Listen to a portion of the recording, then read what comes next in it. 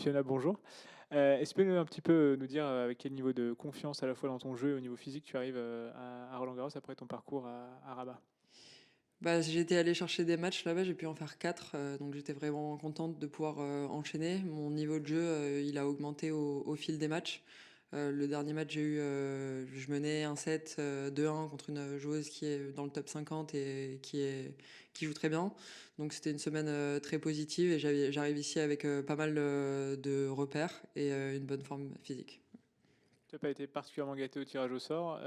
Comment tu abordes ou comment tu penses que tu peux gêner ton adversaire au premier tour? Est-ce que tu as identifié peut-être quelques points faibles? Ouais, on se connaît assez bien parce que déjà je l'avais joué il y a 3 ans en finale d'un 75 000 en Suisse. Et on avait eu l'occasion aussi de s'entraîner pas mal ensemble dans le sud. Donc c'est vrai que c'est une joueuse contre qui j'ai déjà quelques repères, on peut dire. Je connais ses points forts, je pense elle connaît aussi les miens. Tactiquement, elle joue très juste, on sait qu'elle est très maligne.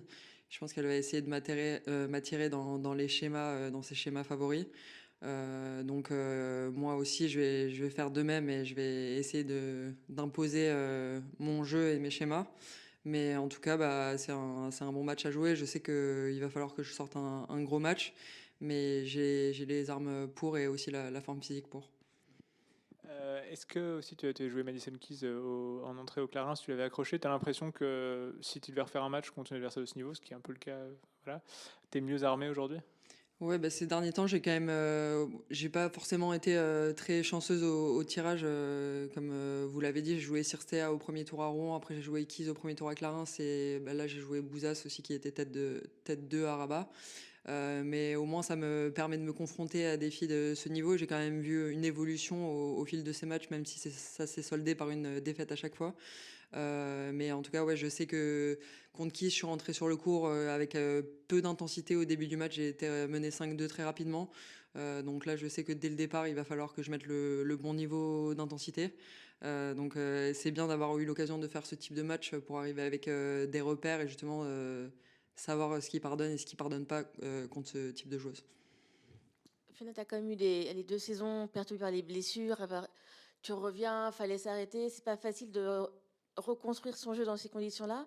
Mine de rien, tu trouves toujours un moyen de revenir à un niveau de base, j'ai envie de dire. Comment tu as reconstruit tout ça avec ton équipe? À quel moment tu dis, OK, est-ce qu'on change des choses? Comment tu arrives à retrouver des repères parce que tu as tellement de stop and go?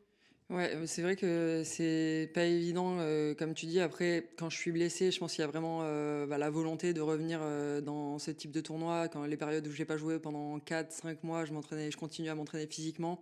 Enfin, je faisais des séances de cardio sur le vélo, par exemple, parce que je pouvais pas forcément me déplacer. Je me visualisais en train de jouer sur le central de Roland. Donc c'est vrai que c'est des événements qui donnent énormément de force. C'est là où j'ai toujours eu envie d'être. Et je pense que même s'il y a eu beaucoup de setbacks, il y a toujours eu cette volonté de revenir. Est-ce que tu entends un peu nous on entend les gens dire: «Ah, Fiona Ferro, quand est-ce qu'elle revient? Ah, mais il manque Fiona. Ah mais s'il y avait» parce que Boisson elle est un peu seule. Elle dit: «Ah ouais, mais bon, il y a Fiona qui va revenir». Est-ce que tu entends un peu tout le monde a tendance à te mettre dans ce groupe-là, alors que pour toi ça a été quand même dur ces dernières années? Ouais, ouais, bah moi aussi j'ai tendance à me mettre dans ce groupe-là.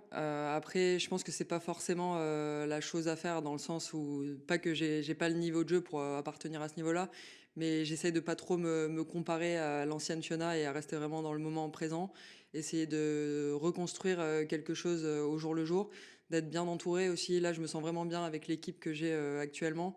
J'ai pas l'impression d'aller à la guerre avec un bâton, mais vraiment d'aller à la guerre en étant bien entouré. Donc c'est vraiment quelque chose que je veux essayer de garder dans le temps. Et je pense que voilà, jour après jour, on construit quelque chose depuis le début de l'année. C'est de mieux en mieux, il y a beaucoup de progrès. Donc on va essayer de continuer dans ce sens-là. Est-ce que tu trouves que le jeu a changé? Parce que toi tu as connu, des époques un peu différentes, hein, tu es entre plusieurs générations. Là, quand tu reviens après en être un peu sorti, est-ce que tu te dis: «Oh là, il va falloir que je change ci» ou est-ce qu'au contraire tu te dis: «Bon, je suis toujours bien»? Moi, je trouve que le nombre de filles qui jouent bien, il a quand même augmenté. Enfin, le niveau des filles entre 100 et 200, je trouve qu'il est quand même assez élevé. On peut vite passer allez, je sais pas, 60e à 120e sans avoir une énorme différence de niveau de jeu. Donc moi, c'est vraiment la grosse différence que j'ai remarquée sur ces dernières années. Alors, je suis désolé, j'ai pas toute la programmation en tête. Tu sais déjà quel jour et sur quel cours tu joues ou... Ouais, je joue demain en 3e sur le central.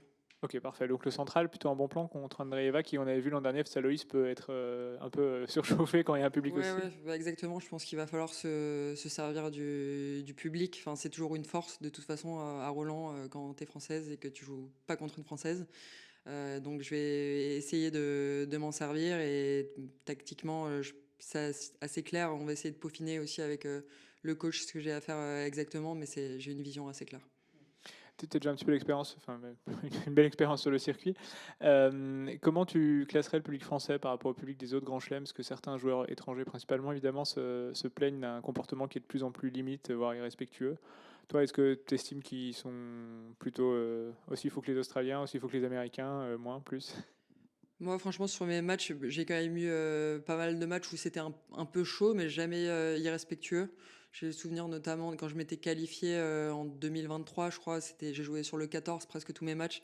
C'était vraiment un petit chaudron, il y avait une super ambiance, mais pas irrespectueuse envers les autres adversaires. Après, j'ai pu voir des matchs où c'était un petit peu limite, effectivement, mais personnellement, j'ai jamais été confronté à ce genre de comportement. Et à l'inverse, sur les autres chelems, quand toi tu jouais des joueuses nationales, enfin locales, est-ce que tu as déjà eu des expériences où vraiment c'était compliqué Franchement, non, pas trop. Ouais, pas trop. Et une petite dernière, dans le... Bon, alors je sais que le tennis c'est un sport individuel, mais dans le groupe de joueuses françaises actuelles, comment est-ce que tu te places? Parce que tu es un petit peu en deux générations. Bon, la génération des Caroline, Alizé qui est partie, et puis la génération des Loïs, encore Diane qui est relativement jeune qui arrive. Tu te donnes quel rôle en fait dans ce groupe? Bah déjà, j'aimerais bien revenir parmi le groupe. Enfin, il y a des filles que je connais très bien. Enfin, Diane, on a eu l'occasion de jouer plusieurs fois ensemble en double. Enfin, dès qu'on a l'occasion, on s'entraîne ensemble. Euh, Loïs, Elsa, je les connais, mais peut-être un petit peu moins personnellement. Donc, oui, l'objectif, c'est déjà. Je pense que si j'avais pas été blessé à la dernière Fed Cup, j'aurais fait partie du groupe. Donc, bah, j'aimerais bien être au sein de ce groupe pour avoir aussi l'occasion de mieux les connaître et savoir où je me positionne là-dedans, parce que sans y avoir été, c'est pas facile de donner une réponse. Si tu avais juste un conseil à donner à Loïs pour son retour à Roland-Garros?